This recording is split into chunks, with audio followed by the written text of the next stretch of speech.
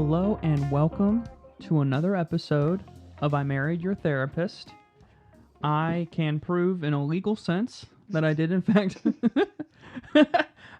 marry your therapist. She's sitting right here. Hi, I'm Ashlyn. I'm a licensed therapist. Should I introduce myself by name? Hi, I'm Price. Yeah. And I married your therapist. I feel like I haven't been doing that. I think you have been. Oh, okay. Should we start this over? No, let's just do it. Okay. First off, some housekeeping news. Yeah. We're celebrating today. We hit 50 downloads of our podcast yesterday. You say it like we're not so excited about that. We're so excited about that. I thought you were kidding when you told me. 50 human beings have downloaded our podcast. I don't even think I know 50 human beings. Maybe not 50. You don't even know 50 people? No. Well, it's been downloaded 50 times, a pretty big milestone for us. This is, our 5th or 6th episode that we're recording here. Yeah. It's really exciting. So today's topic, we're talking about your first session of therapy. Yeah. Not just mine, but anybody's first session. What it's like to have your first session of therapy. Yeah, I think therapy itself can be so mystifying, and something that I care a lot about is really demystifying the counseling process in general. I think that's something that we're obligated to do as therapists, and it's really scary to start that first session. So I wanted to get to talk about that. Yeah, the first step is kind of the hardest when it comes to beginning therapy, right? There's actually research to show that just by booking your first session and going, not even by having attended that first session, but just by showing up to your first session, which is where they did the assessment before session has started, that there's improvement in the things that you're dealing with, because it's such a big step to decide, hey, I want support, and to take the step to actually sign up and go. So just by walking in the door or turning on your computer and logging into that first session, research shows that it's already going to help benefit your life just by doing that. And I think that makes sense because you've chosen yourself, right? You've chosen to invest into your own health and well-being. Yeah, what a powerful move to be able to go, I recognize that I need support and I'm worth getting it. I'm worth pursuing that for myself. And I have some level of hopefulness that something could change. Certainly a lot of clients show up to the first session and don't feel hopeful at all. Right. But they have made a very hopeful move just by deciding to talk to somebody. Yeah. So I think that's really cool. Yeah, they're saying, I need help. And they've stepped up and chosen that for themselves. Because the big thing about therapy is you have to go. You have to start that journey. The therapist doesn't come to you. Yep. You've got to elect to want to begin. Yeah, to want to begin that process and to want to keep moving forward. It's a huge deal, and it really makes a difference. But that first session is very different from the rest of counseling sessions. Yes, it's almost more formulaic than other sessions, right? Because there's a lot of information that you have to cover. I always joke with clients when we're getting started that today we're just going to play 20 questions. It's almost going to feel like an interview, but I'm just going to be asking you questions about your life. We have to go over some demographic information, and I'm going to be explaining some first-time things, but then it's not going to keep feeling like this. Right. That said, people often leave that first session reporting that they're feeling better, that things feel different, that they do feel more hopeful. That's even so though fascinating. we've just played 20 questions. Yeah, you're just finding out who they are, what's going on in their life, kind of what brought them into the session in the first place, right? How often do you get to have a conversation where you just share information about yourself and somebody fully receives that information, that you don't have to fight for your place in the conversation, right? But that person is genuinely curious? And I feel that way as a therapist. I feel so deeply curious about the person sitting in front of me. I mean it when I ask the questions. And how often in life do we get to do that? I feel like when that does happen in life, that's one of those really special moments. We remember those conversations where somebody got us from the start. Right. And you have the opportunity to do that. So even though you're just talking about, who's in your family and what are your relationships with them, it's a big deal. Well, I think a huge part of human existence is just seeking connection with other humans. Yep. And therapy is one of those beautiful places where that connection is very organic, Yeah. because you're just sharing your story with somebody who is listening. Yeah. Our brains are wired for connection. We are seeking that out specifically. And therapy is a place where we really do get to connect. I love that about it. Yeah. So talk to me about what is covered in a first session. What do you, regardless of the person, what is some information that you're looking to get, and what are some information that you have to share with somebody when you meet with them for the first time? Would you like to start off with sharing our own experiences in counseling and what that was like for us? Or do you want to get into the breakdown of what we do during a session, a first session? Yeah, let me tell you about my first session Yeah, so you ever. kicked it off first between the two of us. You were the first person between the two of us to go. Yeah, it was a 2018. Yeah, what a year. A very very difficult year for me, and by extension you. Yeah. And I don't really remember talking about it with you very much, even though you were in school at this point to become a therapist. Talking about going or talking about after you went? Talking about going in the first place. I kind of made that decision independent of you. Yeah, that's true. I was not involved in the process of having that happen at all. I didn't know who your therapist was for a good bit. Yeah. Yeah. Not that I was purposely keeping that a secret, Oh, but no, it was just your own information. yeah. And I think that's important, is that it needs to be your journey. You might have a friend or a loved one that you want, they're like, oh my gosh, if this person would go to therapy, just go to therapy, that would be so amazing. But it's like forcing somebody into that situation is kind of a waste of their time. They have to want to be there in the first place, right? Okay, that is such a good point, and something that I feel like we share with a lot of people and that people don't believe us about, but then they see it to be true for themselves. Anytime you and I have a family member or a friend, because early on we had these same conversations, I really wish my partner would go to therapy. I really wish my mom, I really wish this other person in my life would go to therapy. You have to go. Yeah. If you're talking about it, you have to go, and then watch the people in your life start to see the difference. Watch them start to also go, and we see that be true again and again. It's so cool, but it's tough. You have to be willing to take that first step and really like model that for your family members. I'm in a Discord chat with a couple buddies that I play video games with, and all of them are going to therapy now. What's up, fellas? I love that so much. Are you feeling self-actualized? Yeah, we're way less toxic to one another. Yeah. But you were the first to go. I was. What was that first session like? Did you feel really nervous? I was nervous, and I was a little I was, I guess, aware that I really something was wrong, but I couldn't really tell you what was wrong. Yeah.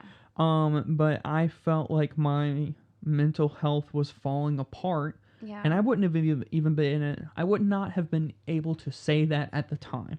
That my mental health was falling apart, and when I reflect on that, that's what was happening. But I could not have even articulated that in that moment. I have a lot of people come to their first session and tell me that they feel really bad or they feel really depressed for no reason. Yeah. And I feel like that's the way that you felt about yourself.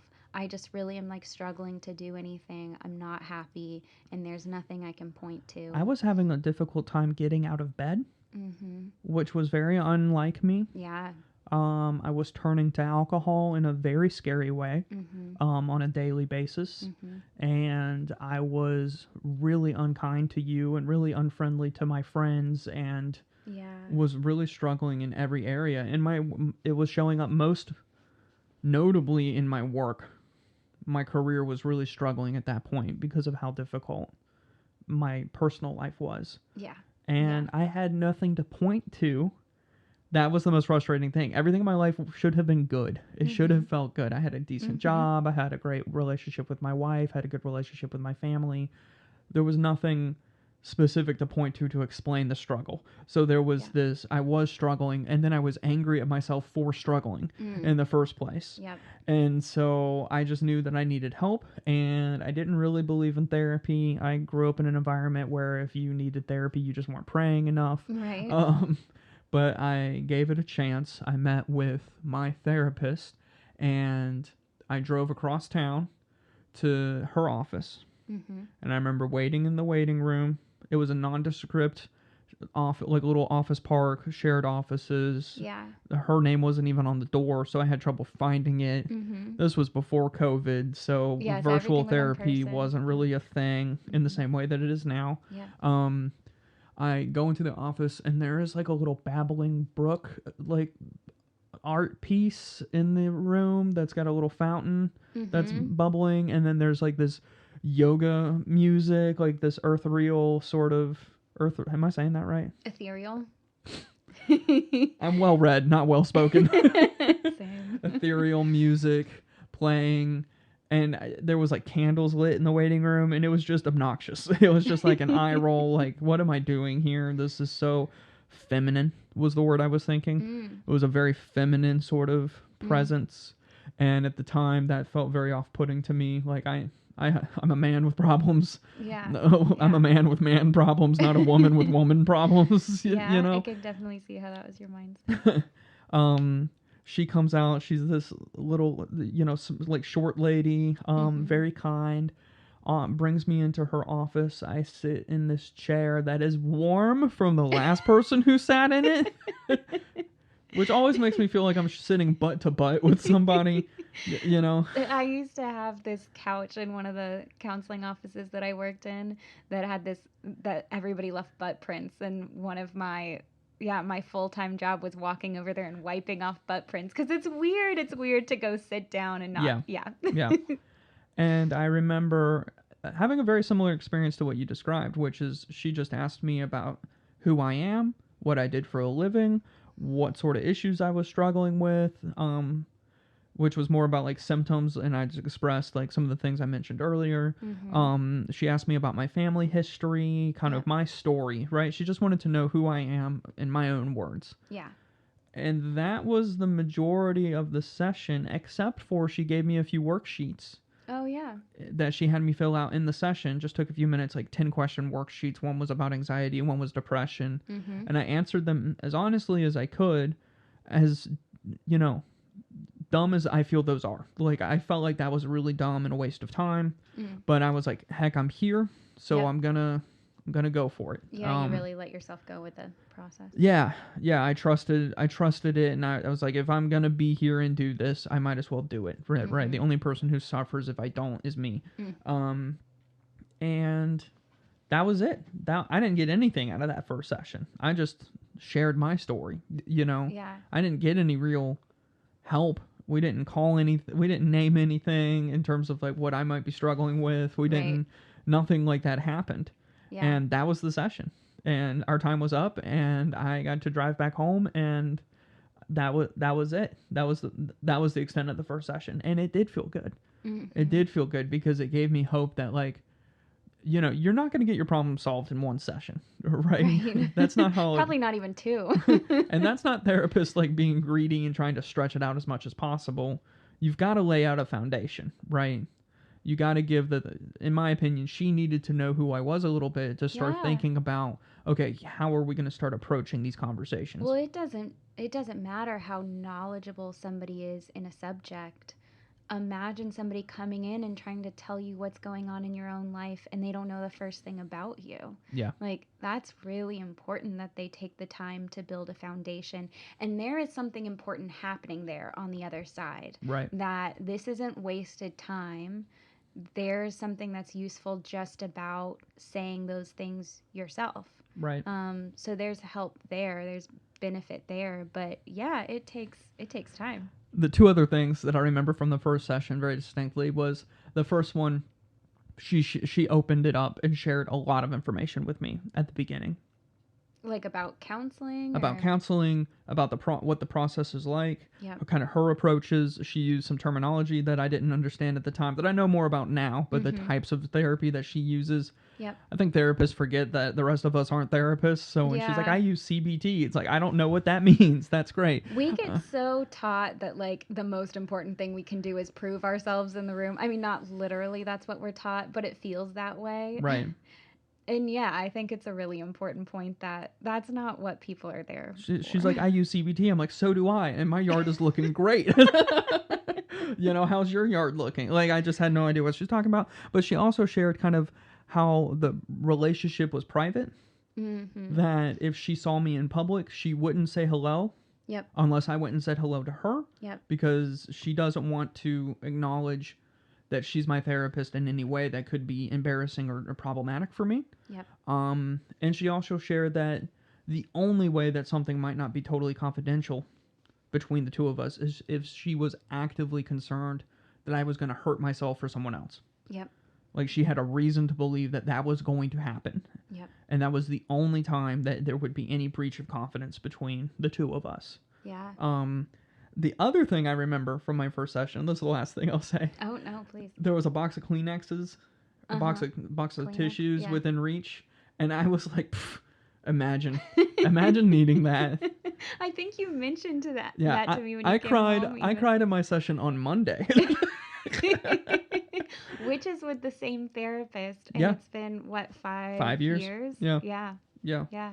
Yeah, She's I've amazing. been We with love her since then. She has, it's easy to say, like, she has turned my life around. She has saved my life. Mm-hmm. I saved my life. Yeah. I turned my life around Yeah. with her as a support person in that. Yep. And she has really helped me, and she's helped us because you've come to sessions with her. Yeah. Oh, she was immensely helpful. Yeah. I've come to a couple. Like, she's not your therapist, but you've come with me to my sessions to Yeah. talk through specific issues.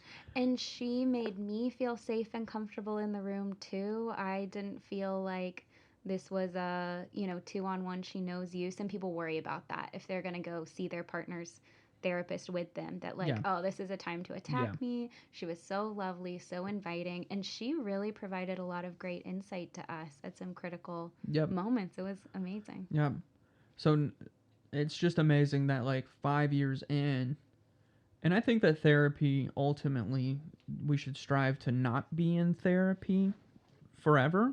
That there should be or at least our relationship with our therapist should change over the years, as we're growing and healing. Sure. And I have been seeing her every 2 weeks for 5 years now, and I am still growing immensely, and I still find it a lot of value. But in it that. has changed over time. I think sometimes, well, obviously what you guys talk about and how you talk during sessions, but sometimes you've met every 2 weeks, sometimes it's been once a month. It's just been really based on kind of what was going on at the time. Yeah. And having that sustained relationship has allowed you to come back more frequently when you needed to and take the distance when you didn't. Yeah. Yeah. So it's been an incredibly powerful relationship, and it's led to my interest in, like, promoting therapy alongside you in your career, because I've personally benefited so much from that relationship. Yeah.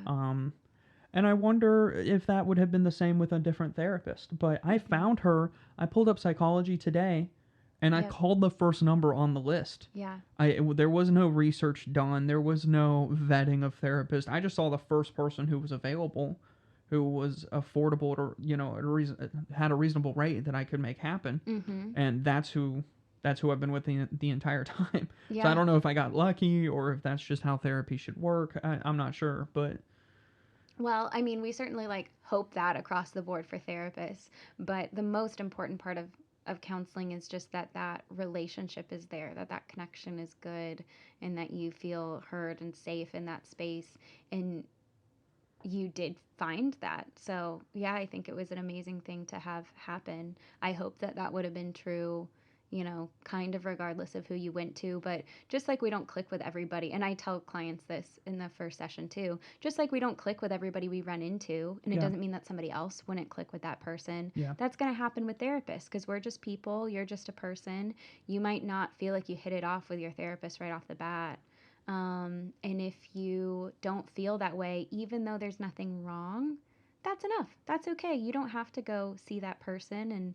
And yeah, you should be with somebody. You should feel like you get to be with somebody who you connect with. And she's been amazing. Yeah, and it's funny because I think a lot of people think that they have to go, and maybe it's important to you that you see somebody who's the same gender as you, or the same identity as you, the same race as you, but she is a black woman, I'm a white man, And Yeah. I've gotten so much out of that relationship. Yeah. And again, that had nothing to do with it. That was just the first phone number that I called. Right, right. And we have very different lived experiences. Mhm. And she still has brought an immense amount of value into my life Yeah. from her guidance and perspective. So yeah, that relationship is very important to me. And sometimes I feel guilty that she knows all of the stuff about me and I don't know anything about her, because a good friendship would be kind of a Yeah. sharing. And as you've reminded me in the past, that's why you pay her. Yeah, You- that's the trade-off. yeah. Yep. No, it is weird to build a relationship with somebody where they end up learning so much about you and you don't know as much about them.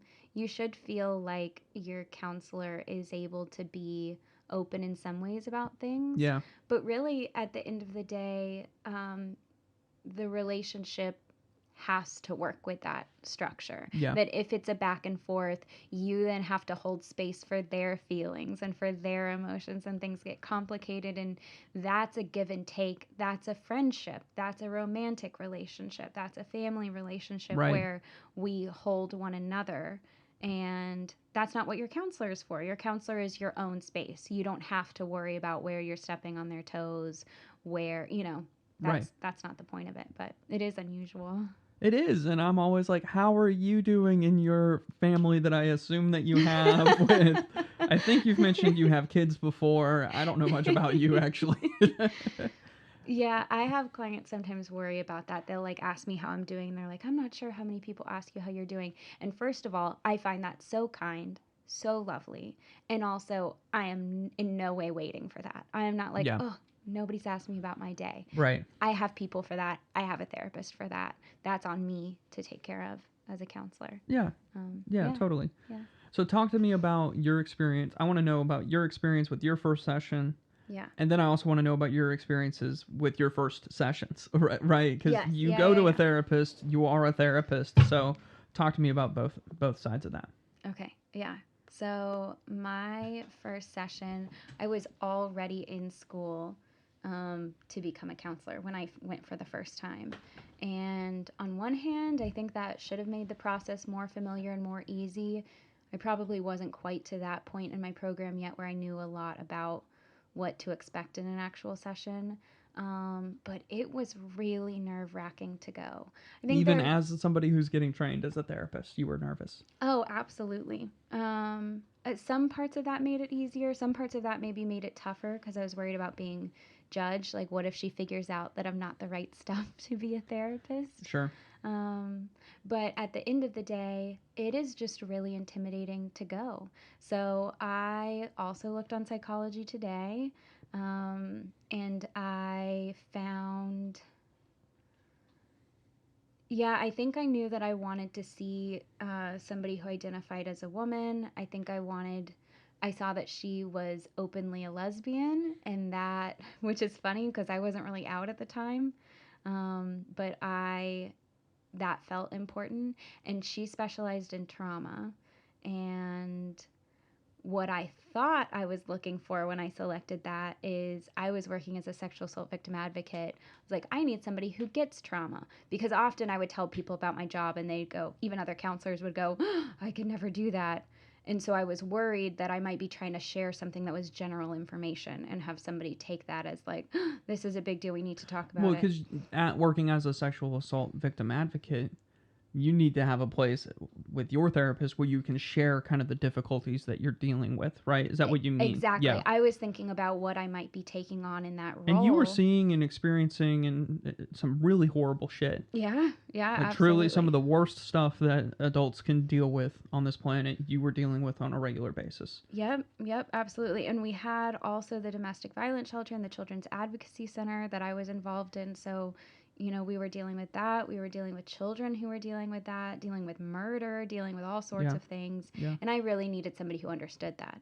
And by like dealing with murder, you mean like the children of the victims of the murder were in your office and you were consoling them, like you really raw, like in it, in the middle of that. Yep, and hearing details about those events and all of that. So I knew that I needed somebody who understood that.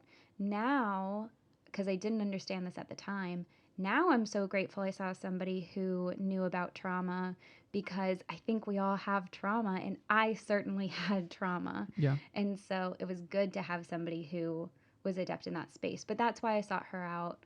I liked that she was a lesbian. I liked that she knew about trauma, and she was the first person who answered the phone. So Yeah.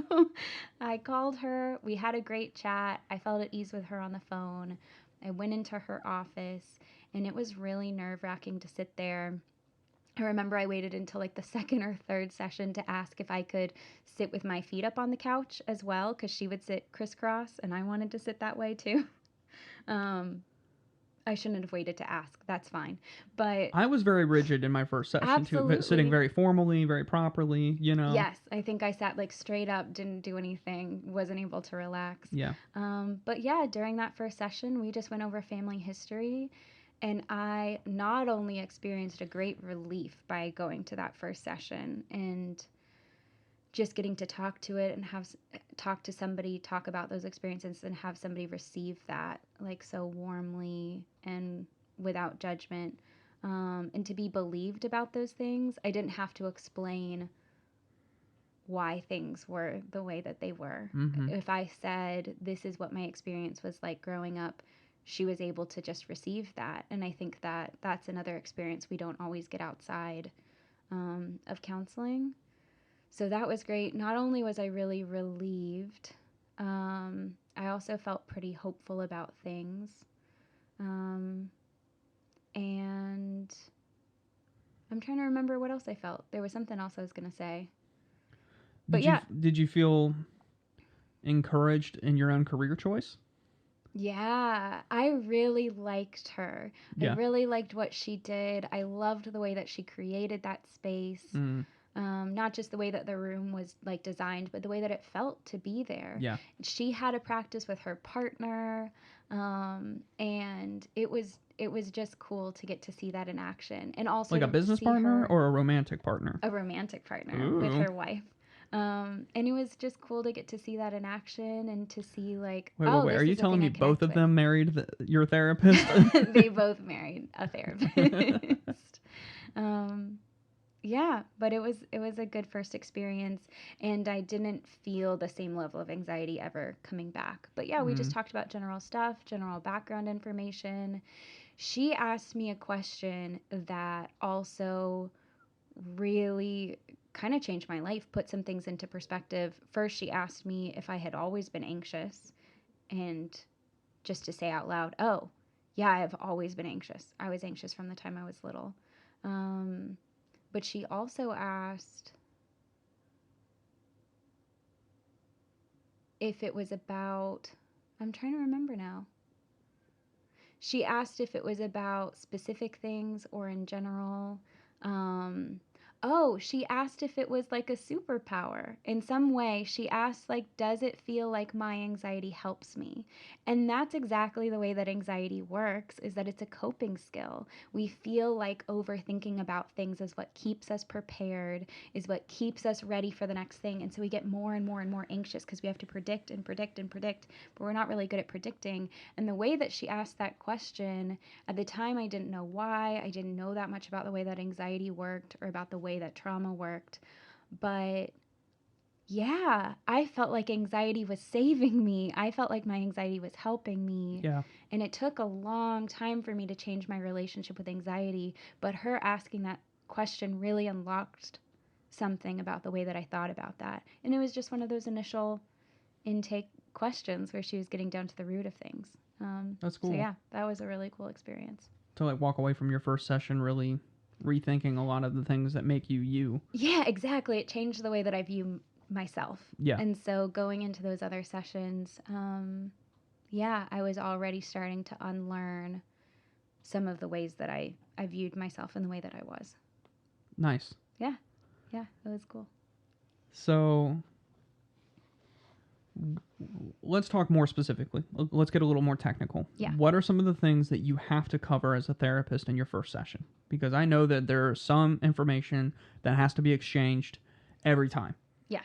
And if your therapist is not covering this information with you, they're making a mistake. Absolutely.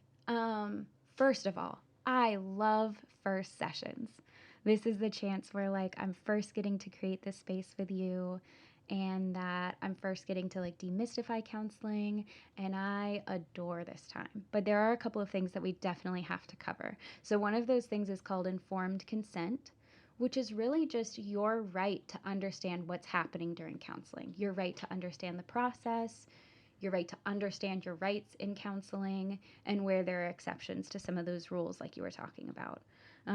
So, informed consent is going to be covered in some of the paperwork, but they're also going to have to go over it out loud with you. So, one of those things is telling you that you have a right to confidentiality. If you're a minor in counseling, your parents technically have a right to also know what's going on in counseling, but your counselor should protect your information. Your counselor should help to establish a process where what's being communicated to your parents is something that the two of you are agreeing on. And they should be setting up a boundary directly with your parents, letting them know that that's going to be the situation. Because you need to feel safe to talk to. But if you're an adult, you have the right to confidentiality. I think the most important part of what you're saying there is that your therapist is somebody you can speak with, that there's no immediate consequences to your life. Yeah. And if you're totally honest with your parents, even if your parents have the best relationship with you, and there's an immediate change to some aspect of that relationship, right, or what you get to do. Yeah. Yeah. And it's important just to say some of this stuff out loud sometimes to another human being, and getting to do that in this, like, pocket where it happens in a vacuum almost, Yep. right? I get to say the things I'm thinking or feeling or struggling with to this person and not have any ramifications outside is so Yes. critical for therapy to work, right? Yep, absolutely. So not only do you get to say the thing and it's not going to leave the room, which means that sometimes I'll have a client who says, hey, I think this thing might be true about me. I'm not ready to change or to talk about it or to think about it. Or I want to talk through it, but it's not going to impact my life. And then we don't really do anything with that until maybe 6 months later, where now it is a part of their lived experience. Right. Now it is something where they're coming out to people or they're doing whatever. But it doesn't have to change anything in your world. If you decide to, leave this office, nothing in the world has to change. And that can be really freeing to get to have said those words out loud and then to sit with them. But if you share some of that information with your parents, it definitely impacts your life in some way. There's no way it doesn't. Yep. Some people know that it's not safe to share certain things with their parents. Maybe you and your therapist get to make a plan together with how to share that information. Yeah. We've had every different dynamic where, okay, you want to share, but I'll be in the room with you. You want to share, but we're going to talk through exactly what you're going to say ahead of time and make a plan to meet right after. Right. Make a plan where we both sit in the room with your parents and I share the information you want, or I provide education to your parents, or maybe you don't want to be in the room for it. Sometimes I'll have a situation with a minor, or Ashley, who works with me, will have a situation with a minor where they're like, I can't. I don't want to sit there and watch that conversation happen, but I know my parents need to know. And then we'll communicate that directly. And then we can all get together, or we'll come back to our sessions. And, yeah.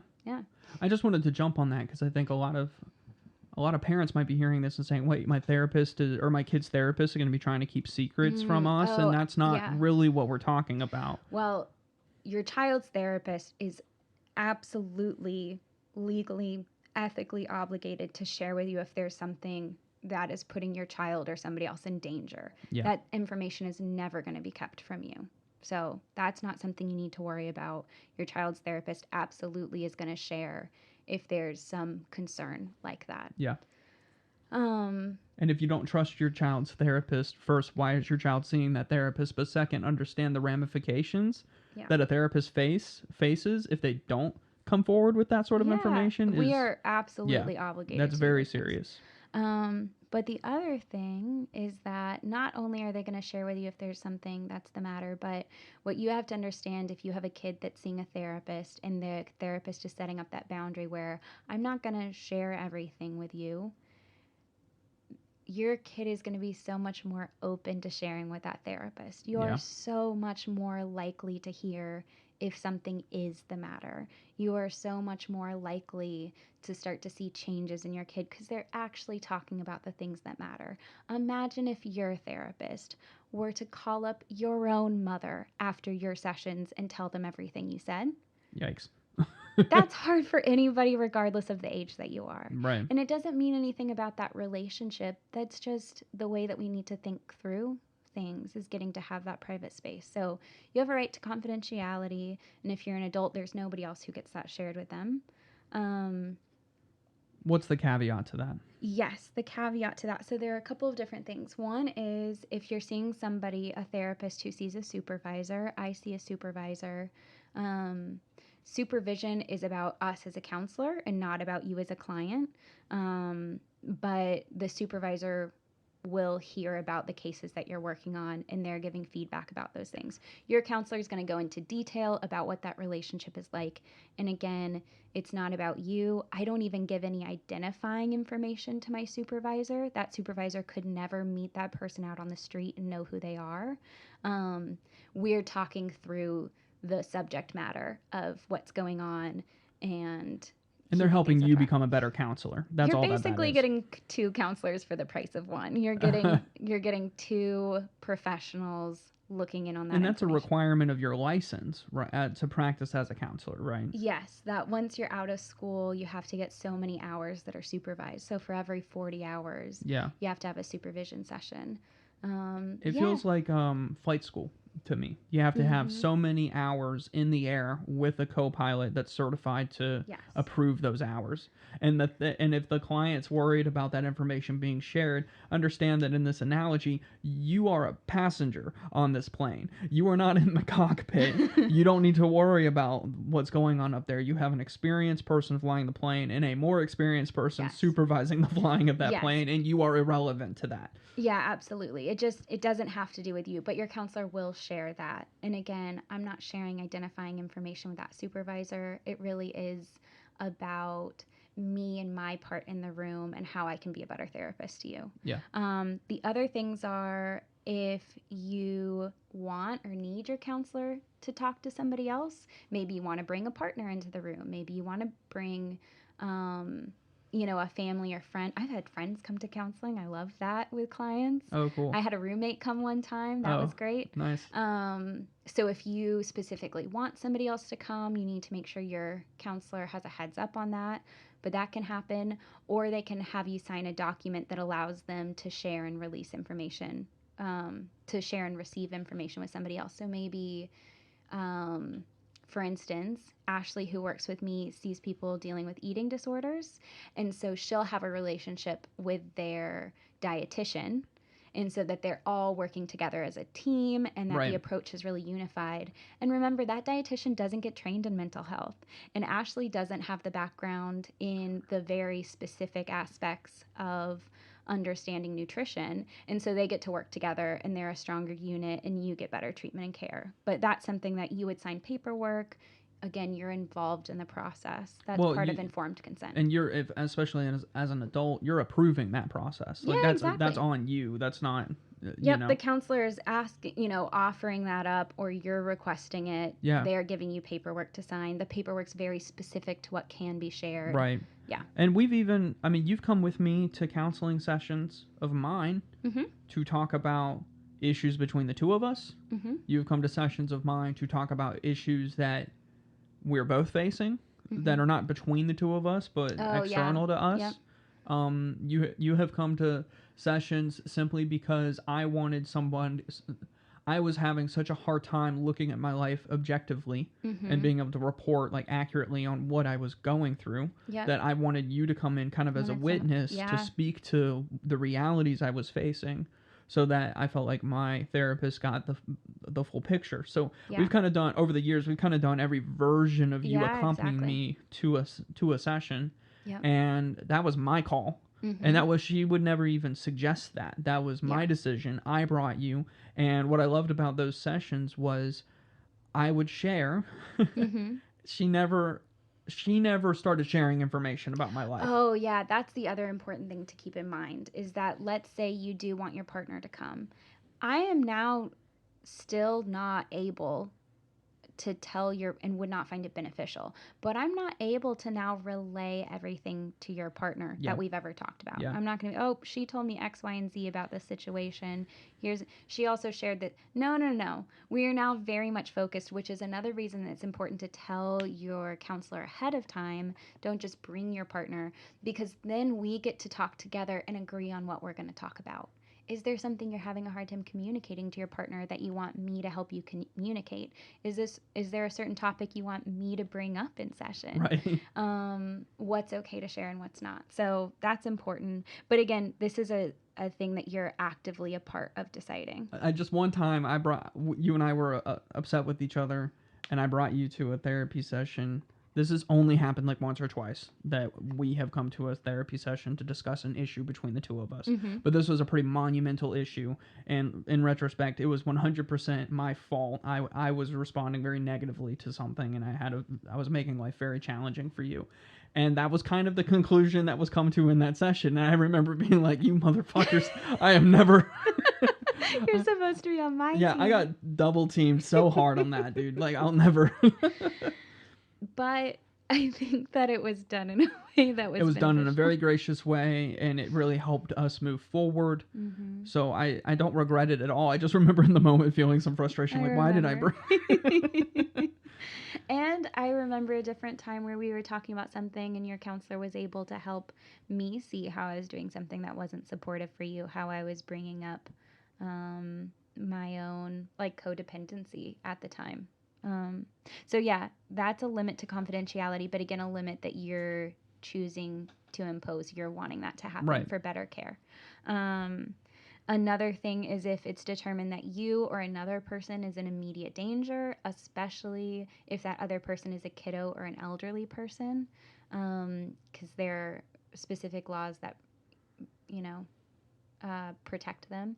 But this is a very specific instance. So this is sometimes people will be worried about talking about depression or worried about talking about, I've had thoughts of wanting to go to sleep and never wake up again and that sort of thing. That's not what we're talking about here. And your therapist can help you understand the ins and outs of what that looks like. But this is something that I want to do collaboratively. So even when we have had to escalate a situation, you're not now in it alone. You're not now excluded from the conversation. I'm going to talk through the reason why this is coming up, why I'm concerned about you, Yeah. and we'll move forward. This is a very rare case. And if you want to die or you want to kill yourself,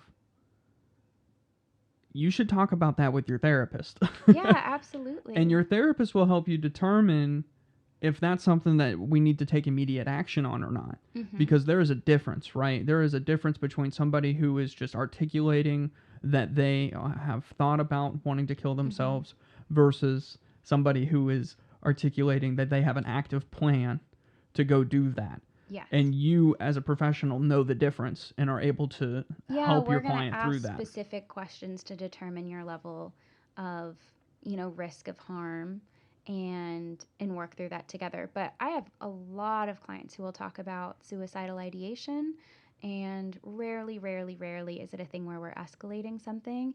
It is most often something that we can work through there, and that those thoughts feel a lot scarier when you're dealing with them alone than when we're getting to talk about them in the room. What's not going to happen is you say, I want to die, and the next thing you know, you're in a psych ward. Yeah, power and control is being stripped from you. Yeah. Absolutely. That's not beneficial to anybody. A lot of people have trauma around that. I've had a lot of clients who were hospitalized maybe as kids when they didn't have a choice about it, and they're coming in, and it's really, really scary to share those things. And I want you to know that it's a safe place to do that. Yeah. And that, again, this is something that we're going to be collaborative about. But if you're in direct harm, immediate danger, or somebody else's, especially a kiddo or an elderly person. And then lastly, if I receive a court order that I have to disclose, it has to be signed by a judge. It's not just a lawyer asking about that. This is, again, a rare situation. Never something I've encountered, and thankfully not something I'll probably need to encounter, because this usually has to do with maybe you're in an ongoing court case, especially if you're like going to counseling for substance use or something where maybe you've gotten a DUI, maybe there's some part of that.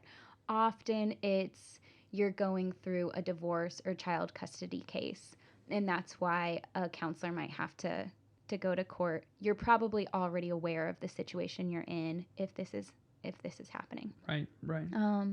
But yeah, other than that, you have the right to confidentiality. Those things are again collaborative. We are also obligated not to share more information than is necessary, even in those circumstances.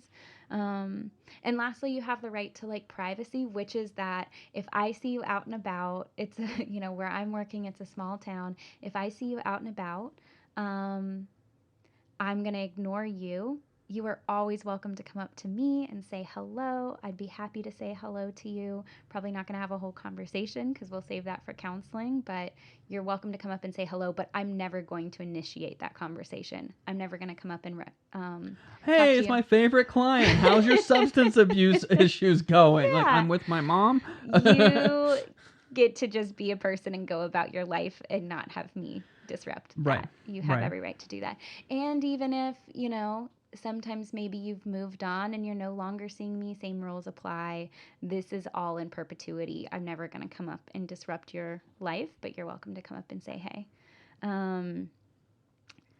Yeah, so that's a big deal. And informed consent is also an ongoing process. So one, it's demystifying the counseling process. It's the counselor sharing about how things will go, covering other things, maybe talking about payment and how that works, talking about if I'm doing telehealth or video sessions, I'll explain what we'll do if the video cuts out and talk through that process.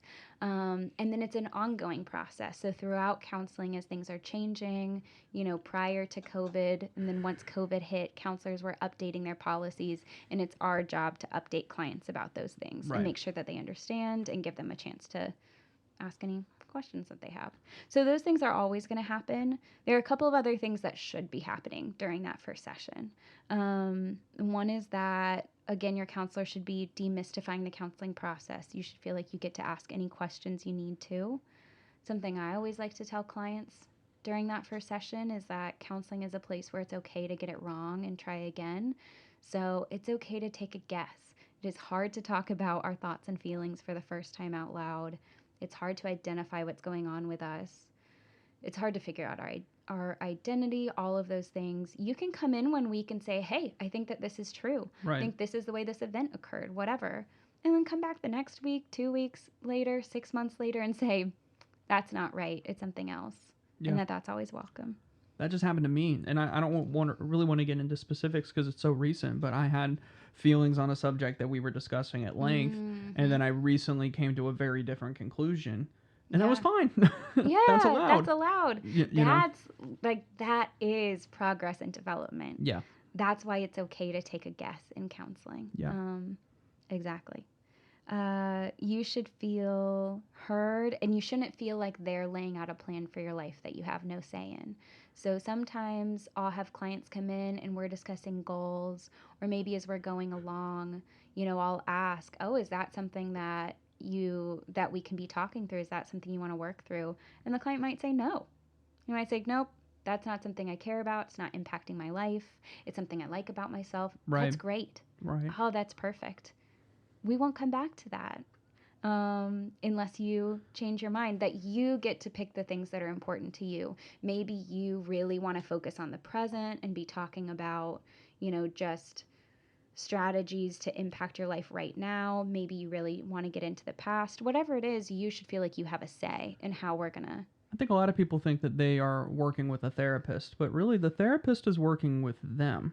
Yeah, it's your driving the time. ship. Mm-hmm. Yeah. You're the one paying. It's your session. It is your time. It is your time for it to be whatever you want. I'll ask, ADHD clients, for instance, something that can happen, well, with anybody, but with ADHDers in particular, is that they might feel like they really rabbit trail, and they might point that out. And so I'll always ask, when that happens, do you want me to cut you off and tell you that you're rabbit trailing and make us stick one topic at a time? Or do you want to be able to rabbit trail and tell a whole story, a whole series of interconnected things that matter to you? And I'd say the split is about 50-50, and that's perfect. I don't need you. There isn't one right way to do it. So some of them want a rabbit trail. They're like, oh, I'm so thankful for a space where I just get to talk and nobody's going to interrupt me. Like, that's awesome. I can take notes. I can keep up. You talk as fast as you need to. We'll get to the end and come back to whatever you feel is important. Or maybe they're like, yeah, I really would like you to cut me off because I struggle to stay on topic and I want to talk about the things that I'm thinking about. They're important. Right. I'll go into sessions and my therapist will be like, okay, last week our last session we were talking about this. How's that been? And I'm like, nope, I want to talk about something else. Here we go. And she's like, okay, because that's how it should go. Fine. I always like to end a session by kind of pointing out the things we've talked about and ask if there's something they know they want to start with the next week. Yeah. And yeah, then sometimes they come in the next week and they're like, no, that's not the topic I want to talk about. Something happened, or I thought of something new, or I'm not ready for it yet. That's okay. So as we come up on the end of our time, what are some of the most important things that clients should know about the therapeutic process, especially as it pertains to their first session? 2 things. One is, I once had a counselor tell me that, like, in real estate, they say location, location, location. In counseling, we should say relationship, relationship, relationship. Because the most important part of counseling, it is a relationship, and you should feel connected with that counselor. They don't have to feel like your best friend. In fact, that might be inappropriate, but it should feel like somebody that you just connect with. You feel like they get you. Because all of the therapeutic techniques, all of the CBT, DBT, all of the other things that we'll talk about, those are great tools. But what we actually know is that all of those tools work about the same % of the time. They're about equally effective. Okay. Because the most important thing is the relationship and that you feel safe. In fact, there was once this research study where they had this one counselor, I forget what technique they were studying, but she was blowing all of the other results out of the water. And they were like, okay, you're kind of throwing off the results of our study. What are you doing differently with your techniques? And it turns out that she was just somebody who was particularly open and curious about her clients, and they were all connecting with her more. So they were able to actually open up and share more, and that's what helped them make so much more progress, that it didn't have to do with the techniques that any of the counselors were using. So know that the relationship is the most important part. Don't get overwhelmed when you get on somebody's Psychology Today page and you see what techniques they use and you don't know what that means. That's okay. That's okay. It all works about the same. That's not the most relevant bit. Connect with your counselor. If you don't connect with them, or if you don't feel safe with them, if you feel judged by them, do not see that person. That is okay. Move on. Give them notice. Don't give them notice. Leave. That's not okay. The other thing to know is that your counselor is going to make mistakes. They're going to take, especially when I have a client who's having a hard time verbalizing their internal world, I'll offer to, we'll talk about this ahead of time in that first session, I'm going to take some guesses. We'll be talking through and I'll go, oh, could it be connected to this thing? Or could it be that you feel this way? Or sometimes people feel this way when they're encountering that thing. Right. I might make that guess wrong. That might be somebody else's experience, but not yours. Not only should you speak up and say, no, that's not my experience. That's great. I welcome that. Yeah. But you should feel safe to do so. You should feel like your counselor has created an environment where you can say, no, that's not me. That's not it. Because you have to be the expert on you. Yeah. And the minute that your therapist says that they're the expert on you. They know more about you than you do, how dare they? Right. Yeah. So, if we want to find out more information about our first session or what that relationship should look like, or if we want to maybe have a first session with you sometimes, if we live in the state of North Carolina, where could we learn more about you? You can find me and a blog post on this topic at ashtreecounselingcenter.com. You can find me at Ash Tree Counseling Center on Instagram and Facebook and LinkedIn. And you can find me specifically at yourtherapist_Ash. Brand new Instagram. Yeah, also on Instagram. So that'll just be me personally instead of the practice. And I encourage listeners to reach out to you there. Send you a direct message on your Instagram account. Yep. We would also love if you would leave us a review on any of these spaces about the podcast or on our website. We hit 50 downloads, so we're in the big leagues now. Yeah. So we have to start asking for some feedback, if you like the podcast, but let us really, know. Yes. But really what I'm getting down to is I would love to hear the questions that you wish you could ask a therapist. Yeah. We'd love to talk about those things. I want it to be relevant to you. Yeah, please connect with Ashlyn on her Instagram account. What is it again? yourtherapist_Ash. And wherever you're listening to this podcast, if you would drop us a review. Yeah. If you're connecting with it, say so. If you're not, yeah, say so, I guess. But that's a big deal. It really does help us connect with more people. Yeah. Yeah. Okay, well, thank you so much for your time. Thank you for your time. And we'll see you next time on I Married Your Therapist. Thanks.